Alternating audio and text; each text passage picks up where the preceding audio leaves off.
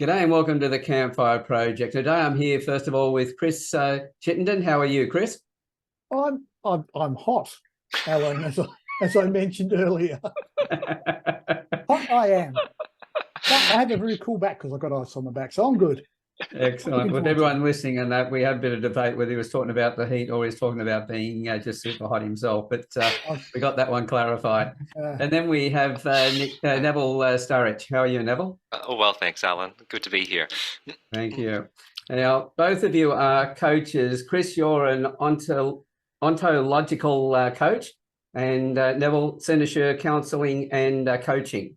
So both from coaching backgrounds. And so I'm interested to see where the conversation goes today, because Neville, you came up with the subject to talk about being home and belonging. Yeah, and basically what I was curious about is people's experience of making a home and finding their place. My own background is a third culture kid background, which means basically I lived for part of my childhood outside of the culture of my parents. And the flitting between cultures has had a significant impact on my experience of finding home and being able to feel settled and feel like I actually belong somewhere. And I'm not sure that that's particularly unique to a third culture kid. So I'm just wanting to throw that open and just have a conversation about what people's experience have been around finding home. So how about you, Chris? Have you got any thoughts on that? I suppose the things, I was born in England, so I am the child of, well, I am an immigrant, but I think of Australia as home. I came out here when I was 6 years old. But in many ways, I suppose the connections that show up for me around home were to do with two things. One was love and one was security, I think, in some ways. And certainly in my parents' house, I never felt loved by my parents. So there was a background story that sort of wanders amazingly right through my life, even to this point. But my grandmother was the person who I always associated with love.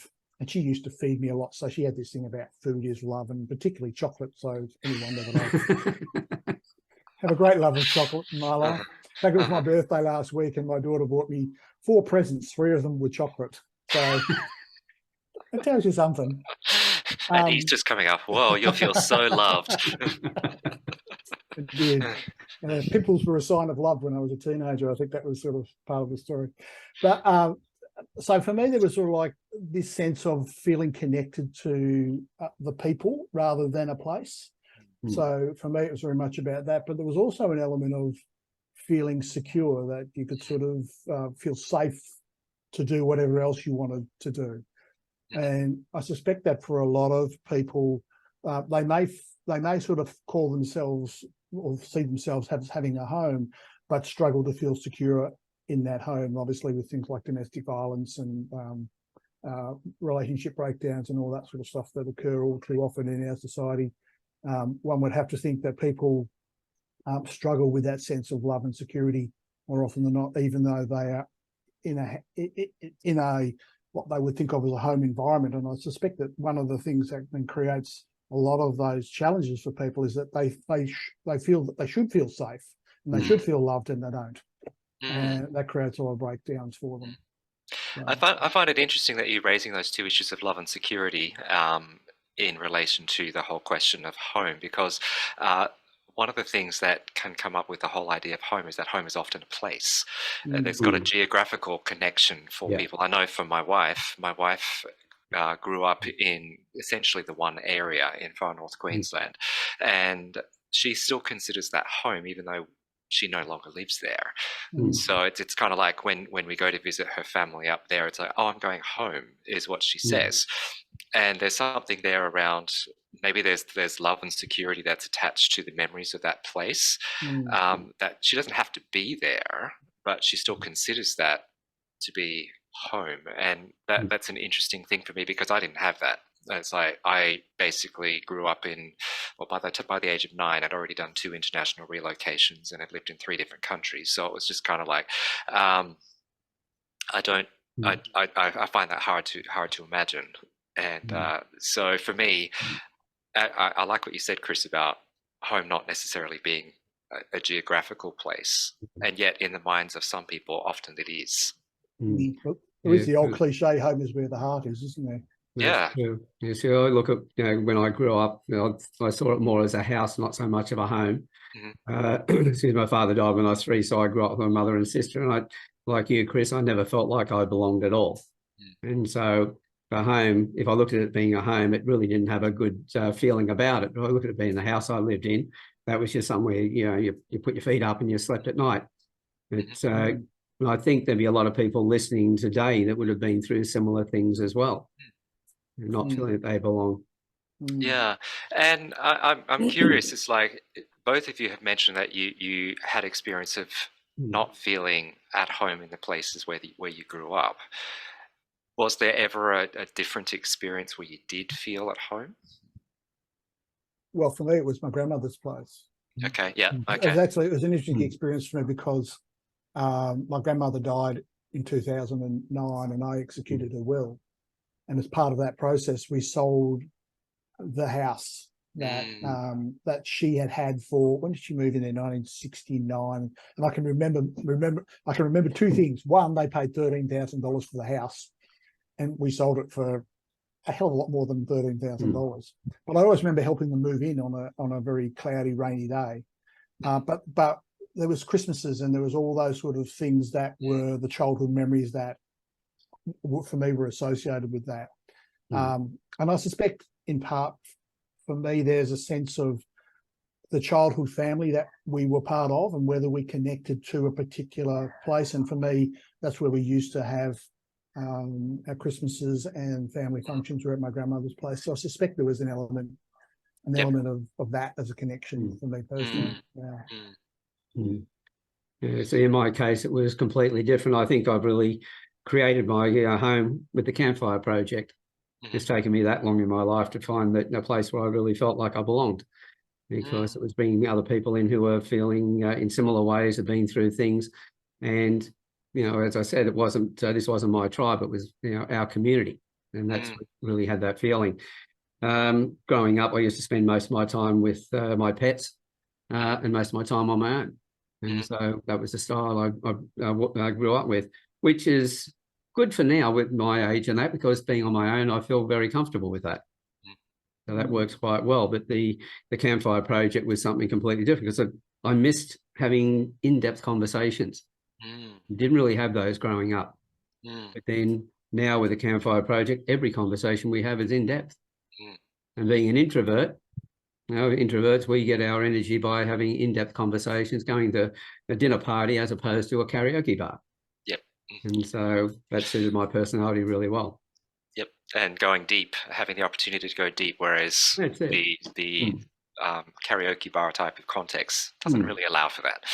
Yeah. Well, growing up looking for wanting to create relationships with people and having very few of them, that you only really created those deeper relationships when you had those conversations. And people felt comfortable enough and safe enough to actually open up and share their stories. Yep.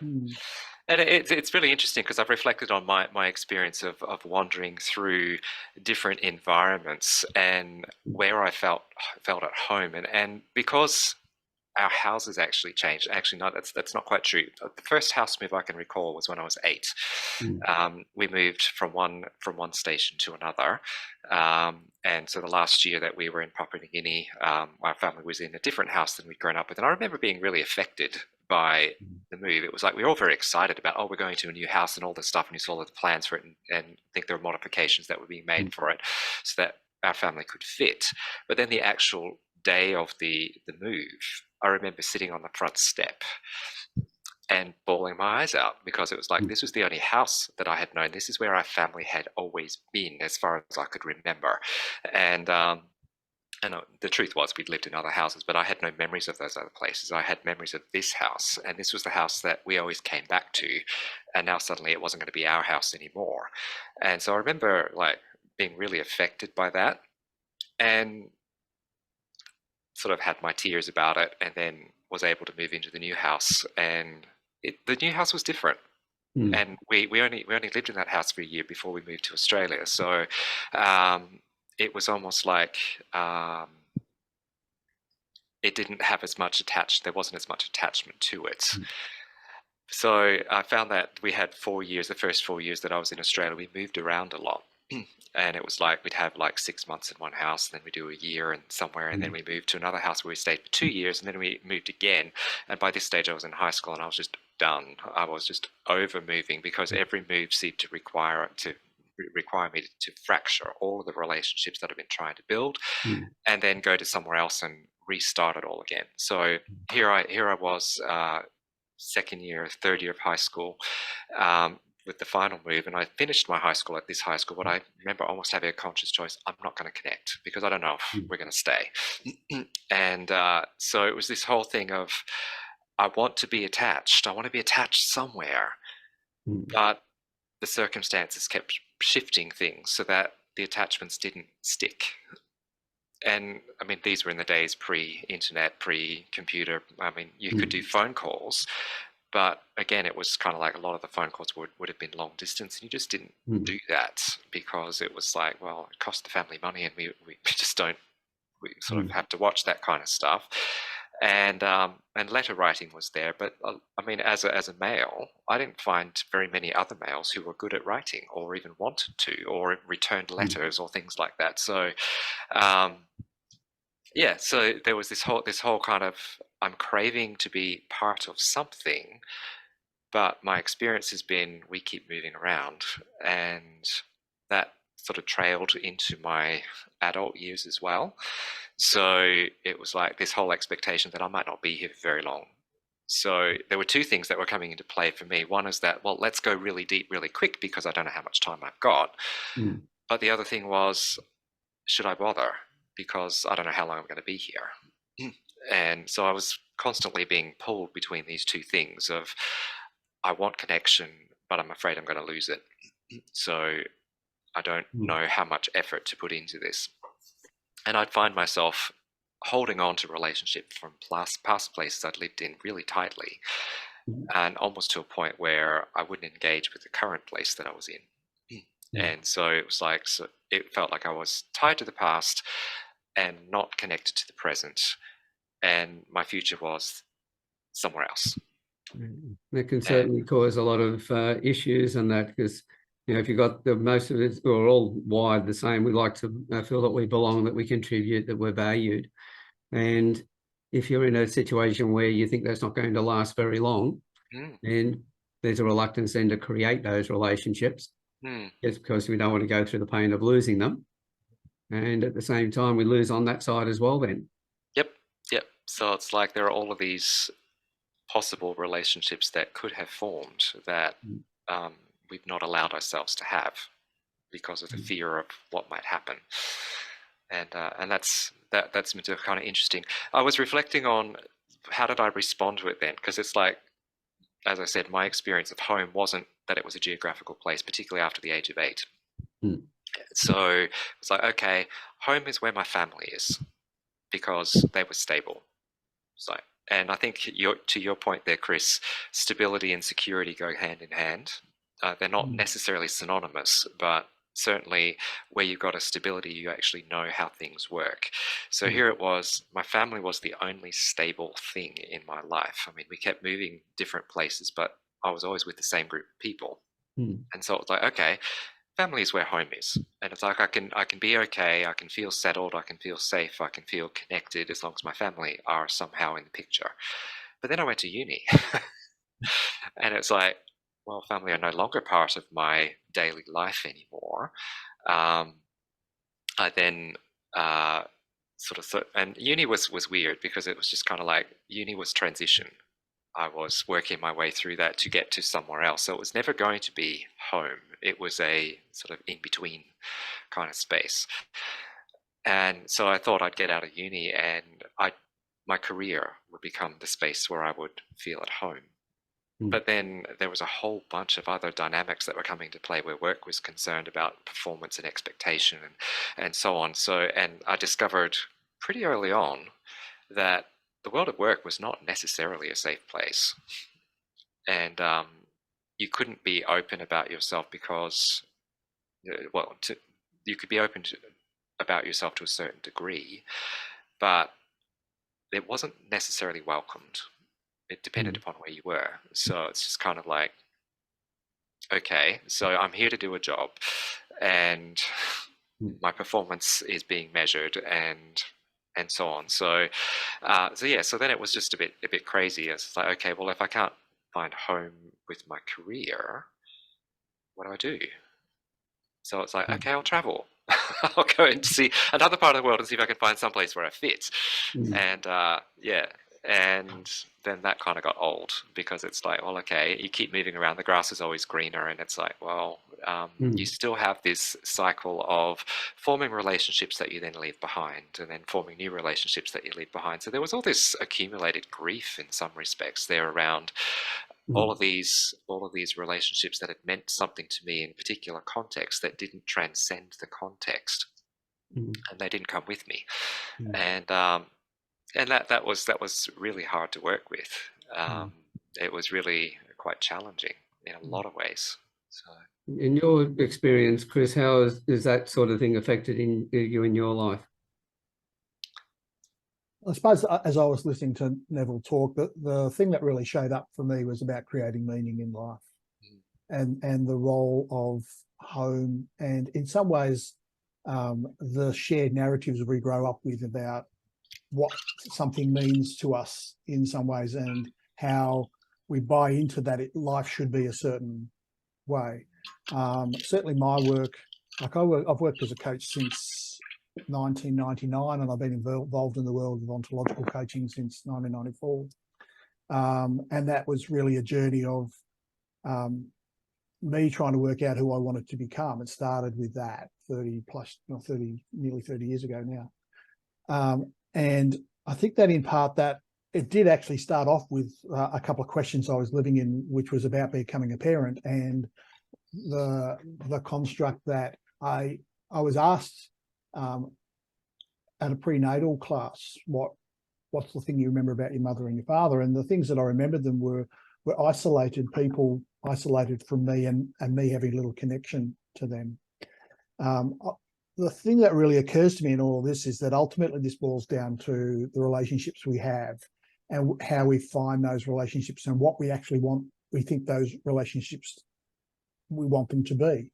And I don't think many people really think too much beyond that. So, for example, through the COVID period, I ran a little program called Finding Your Way, which was aimed at people in their 20s. And the reason that I started that was my daughter actually had asked me to sort of teach her the coaching approach that we have. We used to run coach training programs back in the day, and she asked me to do something with that for her. And I reflected at the time that I'd written the course that we ran back around 2002 or 3, and I was sort of thinking about, well, what's changed since then, and what's the differences? And part of the process that I came up with was that ultimately it's about the creation of meaning. How do we create a meaningful life? And that most people are stuck in a sense of meaning that they gained as young people, more often than not as kids or teenagers, and they've never gone through a process of going, now that I'm an adult, what do I want my life to be? How do I want to be as a person? And I'd come across that so often coaching people who you think would be successful. They would claim success in career and financial concerns and things like that, but they were dissatisfied with life. They found their life had a big hole in it, and in many ways they were living the life that they perceived as a young person, that had been constantly reinforced by the various marketing things that came at them, the stories that we have around how we should be, like wife, 2 kids, sort of that sort of thing was a common theme, and the struggles that created for them, because they'd never learned how to think about how to create a meaningful life. And for me, when I come back to the sense of home, and I was reflecting on it after our conversation, Neville, and before this one, was this sense of what do people perceive as home as being. And I think, as you pointed out, Neville, that for a lot of people, they think of it as, well, actually, given I was talking about short-term memory loss before, I can't remember which one of you said it. But you did remember the conversation. I'm very impressed. Thank you.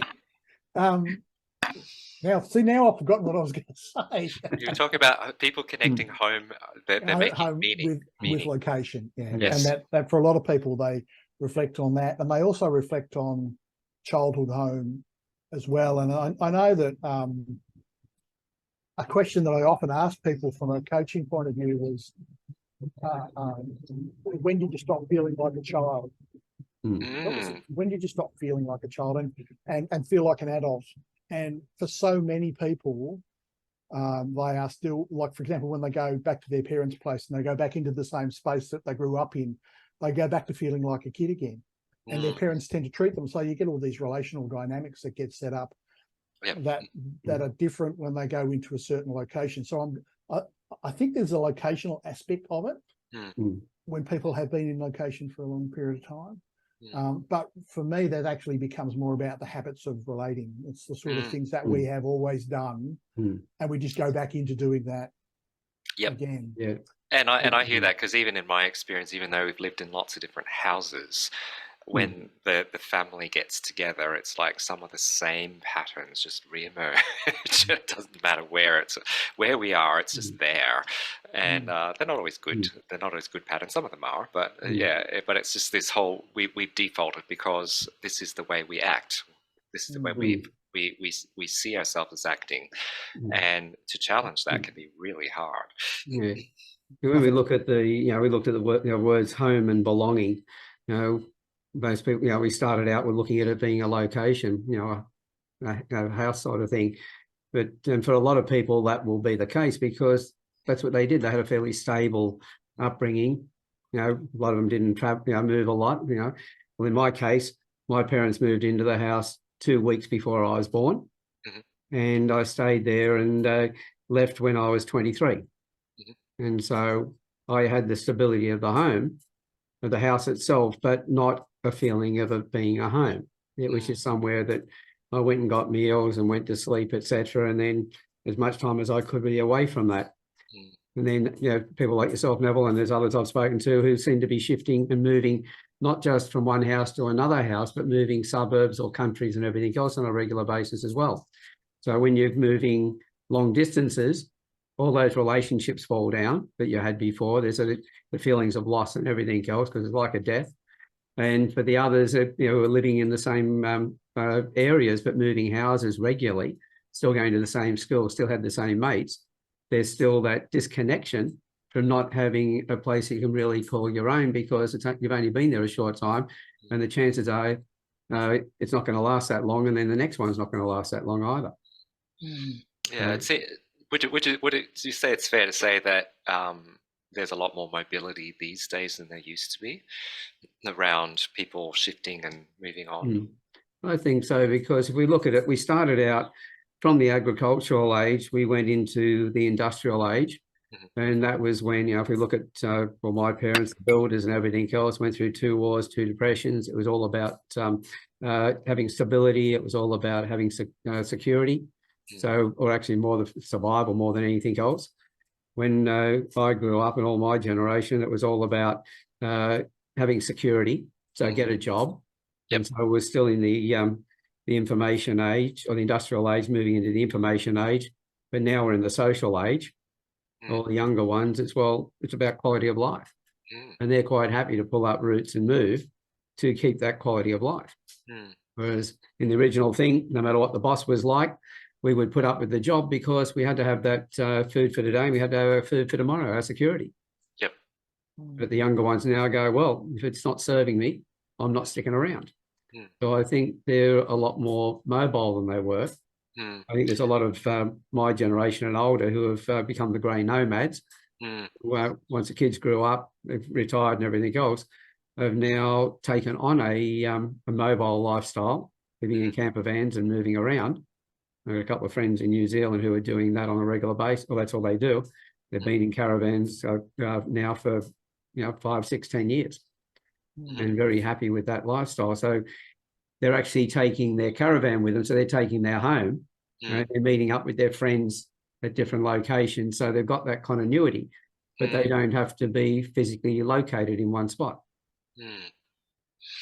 Yeah, so that, go, Chris. I was just going to say, I suppose I could offer a differing point of view to that, because I've seen so many kids who stay at home now for much longer because of financial needs and all that sort of stuff. And they're provided with, the parents provide them with much better environments in which to live, and tend to be sort of far more accepting of them. I think, like when I was growing up, everybody wanted to get away from their parents. There's a lot of younger people today who are not feeling quite like that. And I suspect there's sort of like, there is a difference that shows up in that as well, that's driven by social needs. And I get the idea that people sort of move to different jobs and they're more mobile, and they have that as an opportunity. But they're also trying to weigh up other factors, like how do you buy a house, and or do I want to rent, and who do I want to rent with, and can I afford to rent, and all that kind of stuff. So well, with the kids, working in that situation, it's a case of, as you've said, having that lifestyle. One of the things we noticed with each generation became more and more about family, because if you looked at the Gen Ys, when they started looking and said, right, mum and dad have got their careers, but what about us? What about the family? So community became a lot more important to them. If they can have a community that with a lifestyle that's nomad, then they'll go with that. But as you said, Chris, if they're locked into the financial side of things, then they're going to stay at home. I know what it was like when all of my era and that grew up. Our parents, we looked over our shoulders as we were leaving, we'd have seen they were all doing a happy dance. We're finally getting rid of us. Whereas a lot of parents now are going, starting to cry when their kids are leaving. Yeah. But those that have become very dependent on their parents, I'm pretty sure their parents are doing a happy dance as well when they finally do leave. Yeah, you raise an interesting point there, Alan, around the connection between home and community, because sometimes they can be almost interchangeable. If I've got a community of people around me where I feel accepted, where I feel loved, where I feel valued, then I can feel at home, and that can be regardless of the physical space that I'm in. And I think that's, in some respects, part of my experience of moving from place to place, was that I was seeking to establish myself in a community. But there were a whole bunch of things that got in the way of that. One was that I was usually the outsider. So if there are people who were established in the community, some were accepting, some were not, but there was always this point where it's like, I didn't grow up here, and so therefore there are things that I will never know. There are things that I will never be fully in the community, because I've got this experience that doesn't have any connection to this community at all. And that was quite challenging when I realized what was going on there. And it was interesting, because when I went and did my study for counselling, one of the things that I did for one of my assessments was have a look at community genogram. Now, the genogram stuff, for those who don't know what it is, it's basically looking at your family tree and the relationships that go on between the individuals within the families and across the generations. Now, the community genogram is looking at the configuration of how groups within your community interact. And that, for me, was fascinating, because when I was a child, I had essentially maybe 3 or 4 different groups that I was a part of. There was family, there was church, there was school, and there was the mission station that we were living on. And the people in those groups overlapped an awful lot. So it's like, we'd have people that would visit us in our home who were from some of the other groups. We'd see them at school, we'd see them at church, we'd see them in lots of different places. And so there was this whole thing of like, we were connected by lots and lots of different strands. And so that created a whole sense of stability, and the whole sense of like, people were looking out for you, and they did. So it was just like, you could wander. I remember wandering as a kid around a mission station. You go and visit other people's houses, and as a kid, not without your parents, and it was like, and people were happy to see you, and they knew who you were, and they knew who you were connected with, and if they didn't want you there, they tell you to go home, and all that kind of stuff. So you kind of had all of this stuff around Like you knew how things worked, and there were certain people that you felt closer to than others, but that's pretty typical. But we moved to Australia, and it was like we lived in a house, we barely knew our neighbours, and granted we weren't there very long, the first house that we lived in, but we barely knew our neighbours, and our neighbours didn't seem that friendly. And so it's almost like they didn't want to be known, and it was almost like here it was, my family with me and my 3 brothers. I think some of the neighbours were a bit scared. Like, what are these kids going to be like? But we didn't know where that was coming from. So we're just like being ourselves and all this kind of stuff, but a lot of stuff wasn't really accepted by the neighbours. So then we went to school, and I think there was nobody, there might have been one kid from the school that we were going to that was even close to our neighbourhood, but we didn't see them outside of school.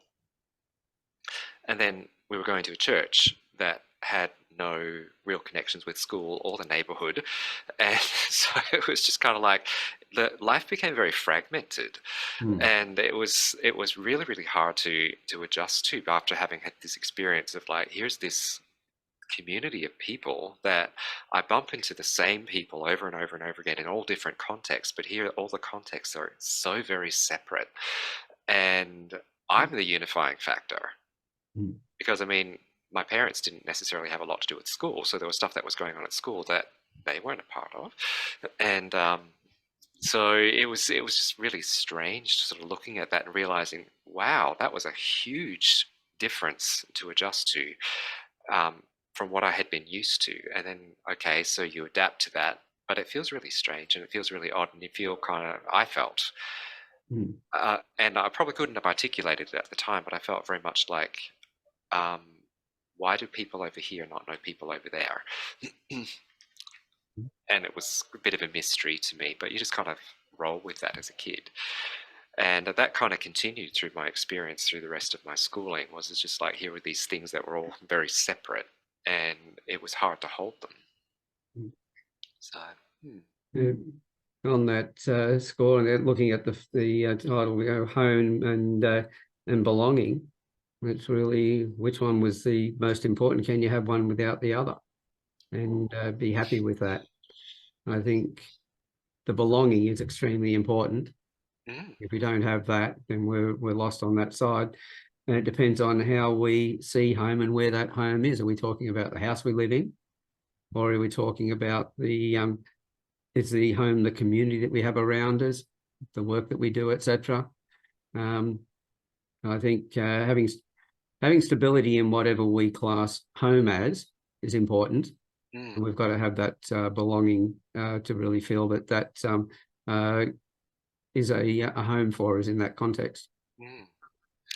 Yeah, and I mean, the whole sense of community, I think, is a very significant element in the question of home. As we keep saying over and over again, you can have a house that's not a home. You can be in a location where you don't feel you fit. You can be in a position, in a career or whatever, that doesn't seem to be quite the right space for you, or doesn't allow you to be the person that you would like to be. And so there's a lot of stuff around defining for yourself, what is it that I'm looking for that would make me feel at home wherever I am. And that's been the journey that I've been working through for the last number of years. Is just the realization is that I get to choose, and I get to choose the level of connection that where I'm in any particular place, which connections I choose to maintain from my past, and I mean, I don't have full control over that, but I certainly can influence that. And just the kind of things that help me to feel at home. And some of that may have to do with my ability to choose my space. So choice may have a really big impact on my ability to choose what it is that moves into the space that I call home. That could be quite a significant factor. I think part of the thing that shows up for me around that is that home is something that people, self-included, tend to define in a certain way. It's like we think about it in a certain way. Yep. So we have, like, if you ask people to describe home, they would describe it in some way. Mm. It might be different amongst different people. Definitely. Whereas belonging is this sense of how we fit.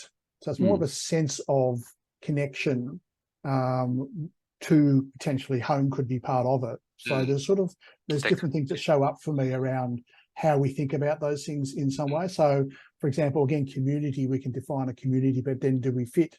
Do we belong in that community, which is basically a judgment we make about how we fit in some way.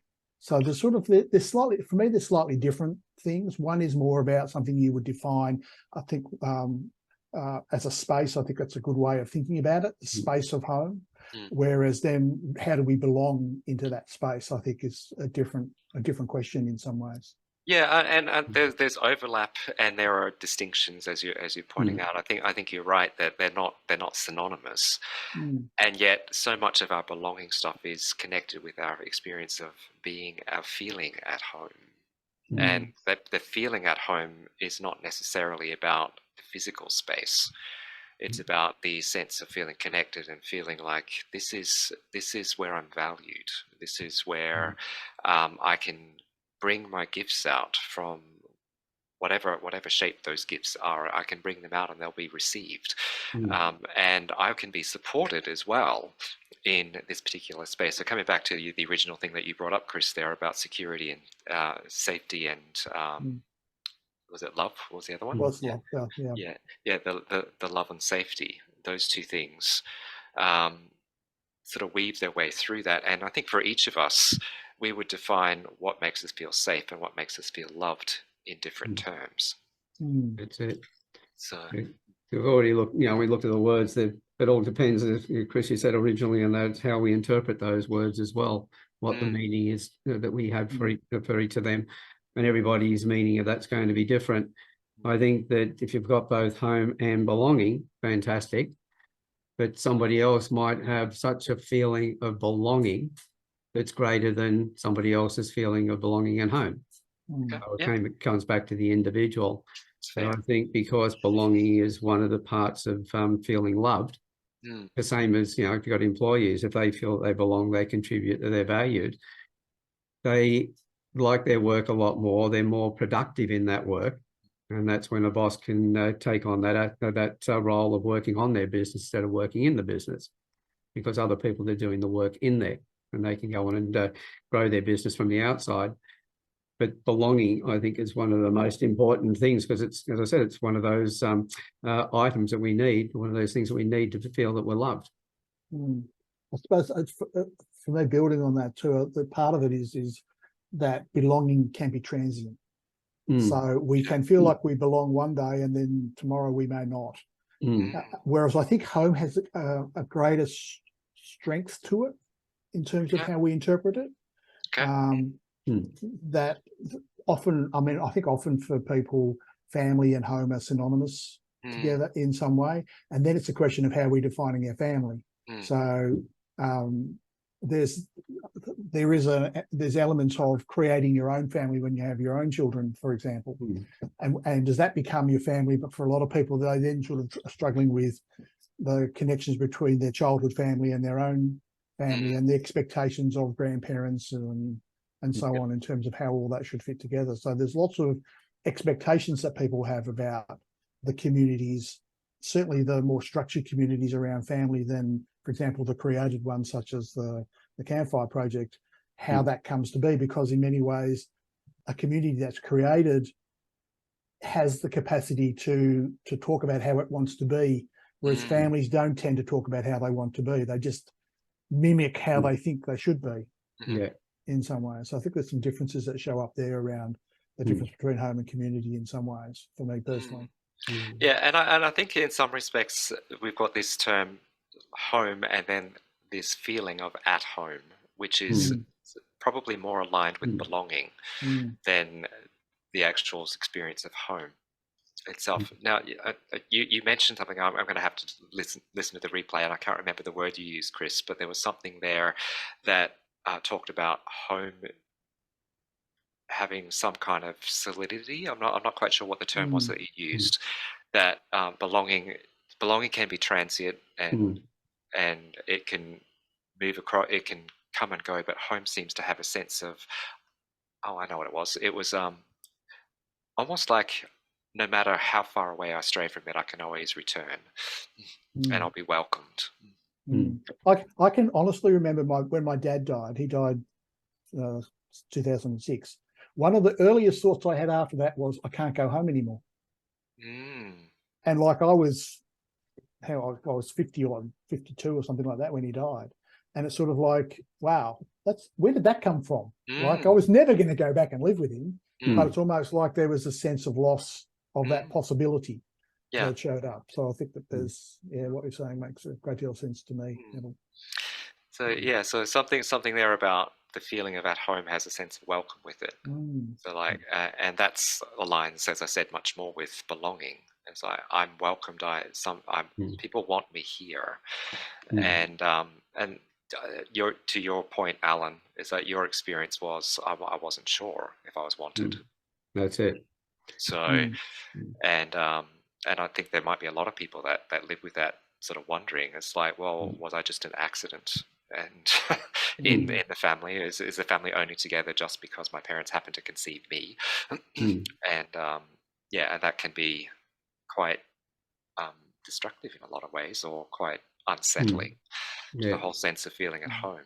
Do you guys read the Gary Chapman's book, The 5 Love Languages, at any point in time? Yep. And that for me was actually quite pivotal, because my parents were very much service. They did things for me. I'm very much words, and they never told me that they loved me. In fact, being British, that's not something that you tend to do. Right. So there was sort of like a disconnect in what I felt I required that I only really discovered around the time when my dad died. So it was an interesting experience for me when I actually read that book, and it sort of pieces fell into place for me a little bit, using those distinctions that helped me make sense of my place and how home felt. I think that's important. Everybody really needs to know what their love language is, and also the love language of the people around them as well, if they want that stronger feeling of community and belonging, and feel that they do have a home, is to understand that in other people. Because it's not just us needing to look at our own situation, but if we do feel that we belong or want to belong, then that's around other people. How do they feel about themselves? So being more to be able to understand other people and know how to talk to them, treat them and everything else in the way that they want to be treated. The old saying of treat others as you would have them treat you, that's fine when it comes to respecting people. But when it comes to connecting with somebody, it's a matter of treat the other person as they would have you treat them. In other words, talking to them in their style. Which requires a whole bunch of intentional exploration, which a lot of times we don't do, because it's like, okay, you're just like me. So if I go and do this, it's interesting that you bring up the whole thing of the love languages, because I think in my family, my dad was very much an acts of service person as well. And it took me a long time to actually understand that about him, because that acts of service didn't work for me. And he's turning 80 this year, and he still wants to do things for me. And I've had to sort of reframe this to he's not being an interfering old git. He's wanting to express his love in a way that he can't do in other ways. Or this is a way that actually works for him. And my love language is quality time. And as Dad has got older, he's got better with that. But I've had to really, really push that in a lot of ways. I've had to be really intentional about making space. And I remember one of the things that happened for me that changed that was the whole experience of we do a Christmas thing where, like, because our family's getting bigger, it was just kind of like, well, it was just getting too expensive to sit there and buy a gift for everybody for every Christmas. And we weren't living close by necessarily. So postage was also becoming an issue. And particularly at one point, we had people on 3 different continents, and that was just crazy. So so we ended up moving to this we bought a Christmas present on behalf of the family for one person, and sort of cycle that around, so you weren't getting the same person every year. And Dad had me, and I knew I didn't want a gift, because it was just like I was in a somewhat unstable housing situation. I didn't want more things to cart around, and gifts for me while they're nice, they don't speak to me very much unless they're extremely personal. And so what I asked for from my dad was that we actually do something together that was just the two of us. And I mean, my love language is quality time, and it was doing something alongside him. I didn't care what it was, but we just did something, and so we ended up doing a road trip. So Oh, nice. and it was the first time that I had ever had my dad to myself. It was like, and I sat there, and it was scary because this was so not what I was used to. And so I'm sitting there going, it's like, well, what do we talk about? We were driving from here to Brisbane. It was like at least 2-day drive.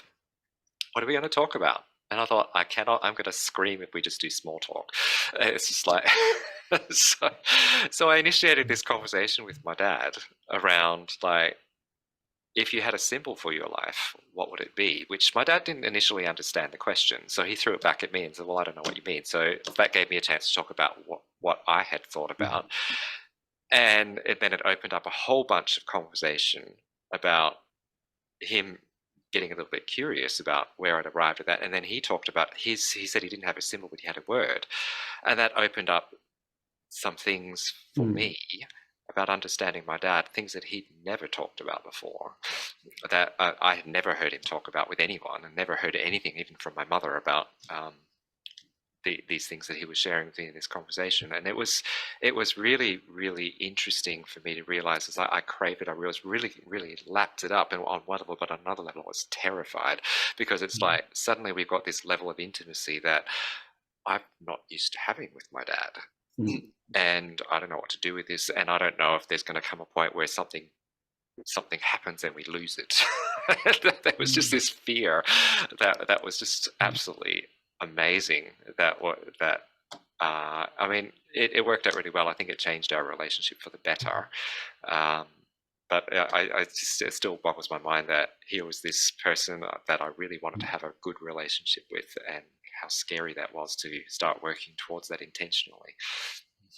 I think one of the things that sort of showed up for me through my working experience as a coach is that you can look at the level of relationship, or the quality or the tenor of a relationship, by the conversations people have, and yet the way that we relate to each other defines those conversations. And so the challenge is always to change the relationship. You have to change the conversation, and it takes courage to do that, doesn't it? To be able to actually step into a different space and have a different sort of conversation. And I think that's where a better understanding of how to have conversations is so important, and most people don't learn how to do that very effectively. And it's very easy to just fall into the patterns of the way we've always operated, because it's like, at least even if we don't like it, we at least know how it's going to play out.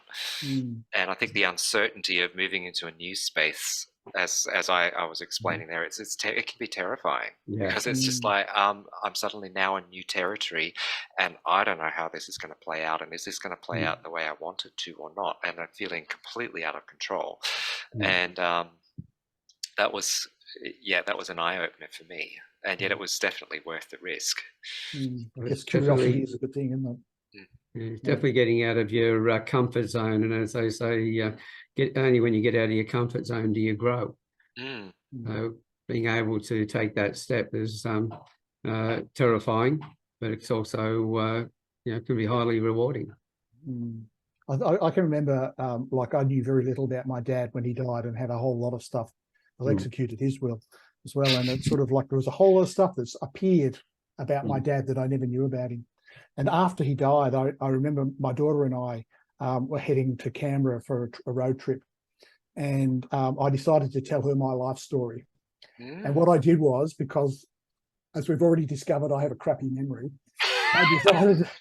I decided that I'd create this song list starting in 1964 with good vibrations, and have songs that triggered memories for me, and memories of people and all that sort of stuff. She got a bit bored after half of it, but I think at least I made the attempt. But she knows more about me than I knew about my dad. You weren't trying to sing it to her to the tune of the songs that you'd put it together against, did you? Well, I may have done that inadvertently, but it certainly wasn't. It wasn't the main theme of the conversation, no. And what the question was, did you record it? No. Oh, okay. No, I'm sitting here with my dad at the moment. I'm wanting him to record stuff about his life because he's talked about lots of stuff, but we have no record of it anywhere. And as you know, when you get people together who have heard similar stories, they all hear it differently. So it's like, yeah, how do you hold on to those kind of memories and so on? Well, if you're a young person today, you don't have to. It's all online. Your life is documented day by day. Well, that's the thing, is being able to record it in some way, because I know, well, if you look at Indigenous societies, it was all passed down as stories, and people knew the full story of, you know, many generations previous to them, where they came from and everything else, whereas we don't have that. You know, one saying that sort of stuck in my mind all the time was that when an old person dies, a library dies. And I think that's quite true. There's so much knowledge there that disappears. My second oldest boy, he's in his 40s, started asking me about my father. And my father, as I said, died when I was 3. And the amount of information is very, very scarce. In fact, my mother didn't talk about him much at all. And when I did start to ask questions, I really got ignored. I got shut down. And people just went into the cone of silence type of thing, and I didn't find much. So it's but luckily on that, I've got photos of him, so I've been able to profile him, so I've got a pretty good idea of what his personality was like, and then knowing some of the situations in it, got an idea of what his sense of humor was like as well. So I know where my number 2 son got it from. Oh, was he like you? What was that? A lot of traits that are similar, but a lot of traits that are also different as well. So yeah, from a couple of little stories I heard about him, they're quite humorous, the things that he did. You know, it was a bit of a larrikin, which I think that was passed on to my second oldest boy. He's pretty much the same, likable, but quick as everything with his wit. And I think that's from the stories I heard, little bits. That's what my father had, but he's got the facial features that are substantiating, you know, adding up and supporting all of that. I have a horrible feeling we start to grow to look like our fathers as we age. I'm sitting there. I'm hoping that because I'm one of 4 boys, it's like, well, maybe only one of us will look like that. But I was getting in my 20s. People were saying that I had to be related to my dad. People who knew my dad was like, yeah, you're definitely your father's son. It's like, yeah, I don't. Well, if you think about it, all of our memories are passed down, are held in every cell of our body. And when a child is conceived, all those memories are passed down from the parents as well. So there's a lot of stuff in the DNA that's already there, but we also have a response to our environment as well. Yes, we do. So, and I think in a lot of ways we have come from a generation of people who've actually been in conversations about who you want to be in life. Whereas certainly for my father and mother and my grandparents, they never had those conversations at all. They just lived life and got through it and did what they thought was the right thing to do. That's it. As I said, when I started work, the conversations I had were just about, you know, get a secure job, work there all your life, and then get a superannuation scheme. So everything was focused on providing for the day and having security for the future.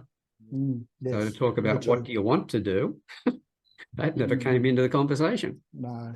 Yeah. Indeed. So I think my interpretation of how I'd look at the word belonging compared to a lot of the younger youth today, and you ask them the same question, it would be completely different, because it will be supported by our experiences up to this point in each of our lives. It's interesting. When I did some lecturing back in 2016, and one of the units that I taught was around change management. And I asked the question of the students, it's like, what's your metaphor for home? Because so we were talking about the impact of language and how language will shape how you view things. And so I asked the question, what's your view of home? And then I went home and asked my wife the same question. And it was interesting, like we kind of compared our own metaphors and how complementary they actually were. So, but I can imagine that there are homes where people have got extremely different ideas about what that is, and the clash that happens when you've got one person that sees the home as a circus and another person that would like their home to be a haven. And it's just like, well, how on earth do you get those two things to work together? And yeah. Okay, well, this has been a really interesting conversation, and I think that everybody who's listening to it, the question I'd ask is, what are your understandings of, or how do you see what a home is and belonging? Have those think about that and have conversations with the people around you, because in the conversations that we learn more about what it is that we really understand about things, plus also learn from other people at the same time as well, and understand the similarities and the differences, and why it takes all types to make a community. It does. It'd be pretty boring if we're all the same, wouldn't it? Oh God, if they're all like me, I'll be saying, stop the world, I want to get off. Apparently you could all be hot like me. That'd be a good thing. But if everyone's hot, does that mean nobody's hot? Apparently, yeah. As I say, if we're living in utopia, there'd be no utopia, because that would be the norm. It would. And so we need the variety. We also need the ups and downs. We need the downs and that to realise how good the ups are as well in our lives, and to appreciate those. Absolutely. Yeah. Well, thanks, Chris, and thanks, Neville, for coming along today. You're welcome. And to everybody who's been listening in, I hope you got a lot out of it. We'd love to get your thoughts on your views around home and belonging. And as I say, always, if you want to have a chat with Neville and Chris, they're always available. Everybody who's done a one-on-ones, come in, share their story, which has been fantastic because it shows us who they are. At the same time, we then get to see those people that we can go, yeah, this is somebody I want to have a chat with. So reach out. They're always willing to have a chat with you. So again, Neville, Chris, thank you very much. Pleasure. And thank you. To everybody else, we'll see you on the next campfire. Bye for now. See ya.